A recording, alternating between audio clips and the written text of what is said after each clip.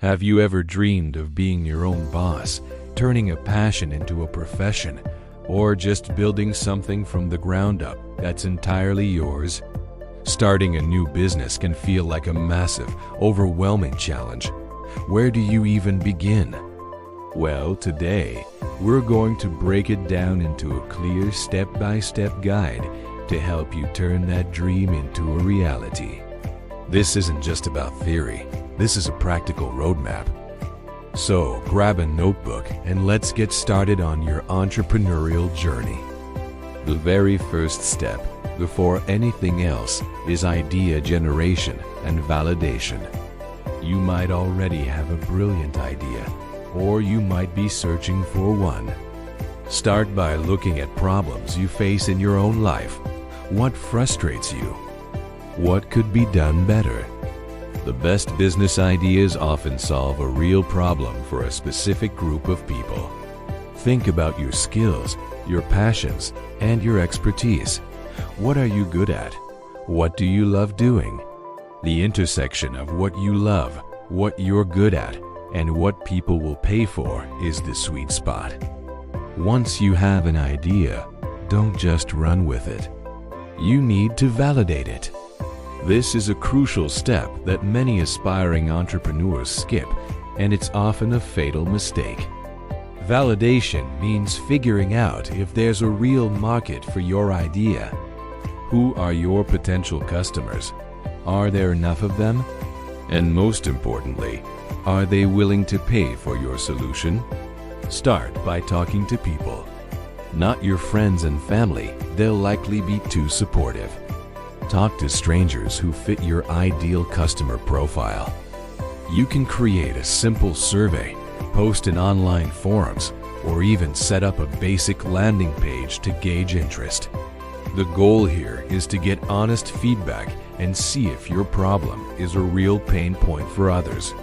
If the feedback is lukewarm, don't be discouraged. This is your chance to pivot or refine your idea before you invest too much time and money. Okay, so you've validated your idea. People want what you're planning to offer. Fantastic. The next step is to create a business plan. Now, I know what you might be thinking, a 50-page document filled with charts and graphs. Not necessarily. Your first business plan can be a lean, one-page document. Its main purpose is to force you to think through the key components of your business. It should answer a few core questions. What is your business mission? What products or services will you offer? Who is your target market? How will you reach them? What's your marketing and sales strategy? Who are your main competitors? And finally, what are your financial projections? How will you make money, and what are your expected costs? This plan isn't set in stone. It's a living document that will evolve as your business grows. But having this initial roadmap is essential for staying focused and making strategic decisions. Now for the part that often feels the most intimidating, the finances. You need to figure out how much money you need to start and run your business until it becomes profitable. This is called your startup cost. Make a detailed list of everything you'll need to purchase, from equipment and software to inventory and marketing materials. Don't forget to account for operational costs like rent, utilities, and salaries, even if it's just your own. Once you have a number, you need to figure out where the money will come from. Are you self-funding or bootstrapping? This is a great option if you can, as it means you retain full ownership. Or maybe you'll seek funding from friends and family. If you do, make sure you treat it as a formal business arrangement with a clear agreement. Other options include small business loans from banks, grants, or seeking investment from angel investors or venture capitalists, though that's usually for businesses with high growth potential. Be realistic about your financial needs. It's always better to overestimate your costs slightly to have a cushion for unexpected expenses. With your plan and finances in place, it's time to handle the legal stuff. This part is critical to protecting yourself and your business. First, you need to choose a legal structure. The most common options are a sole proprietorship, a partnership, a limited liability company, or LLC, or a corporation. A sole proprietorship is the simplest, but it doesn't separate your personal assets from your business assets. An LLC is a popular choice for new small businesses because it provides liability protection, meaning if your business gets sued, your personal assets like your house and car are generally safe. Each structure has different tax implications and legal requirements, so it is highly recommended to consult with a lawyer or an accountant to choose the best one for your specific situation. Once you've chosen a structure, you'll need to register your business name, get a federal tax ID number, and apply for any necessary licenses and permits required for your industry and location. Yes, it's a bit of paperwork, but getting this right from the start will save you massive headaches down the road. Now we get to the fun part, building your brand and starting to market. Your brand is more than just a logo or a name. It's the entire experience and perception that customers have of your business. It's your story. What do you stand for? What makes you unique? Your brand identity should be reflected in everything from your website design and your social media posts to the way you answer the phone. Start by defining your brand's personality. Are you fun and quirky or professional and authoritative? This personality will guide your marketing messages. Once you have a brand, you need to tell people about it. In the beginning, you don't need a huge marketing budget.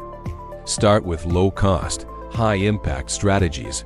Create a professional-looking website. It's your digital storefront, so make it easy to navigate and clearly explain what you do. Leverage social media. Pick one or two platforms where your target audience spends the most time and focus on creating valuable, engaging content for them. Don't just sell. Educate, entertain, and build a community. Content marketing is another powerful tool. Start a blog, a podcast, or a YouTube channel related to your industry. By providing free, helpful information, you build trust and establish yourself as an expert. And never underestimate the power of networking and word of mouth. Tell everyone you know about your new business. Attend local industry events. Your first customers are often people within your existing network. The final step in our initial roadmap is to launch your business and start getting feedback. This can be a soft launch, where you open quietly to a small group of people to test your processes, or a hard launch, where you go big with a public announcement. The key here is that launching is not the end. It's the beginning. Once you have real customers, your most important job is to listen to them. What do they love? What do they complain about? This feedback is pure gold. Use it to constantly improve your product, your service, and your customer experience. The most successful businesses are the ones that are obsessed with their customers and are always iterating and adapting. Don't be afraid to make mistakes. You will make them. Every entrepreneur does.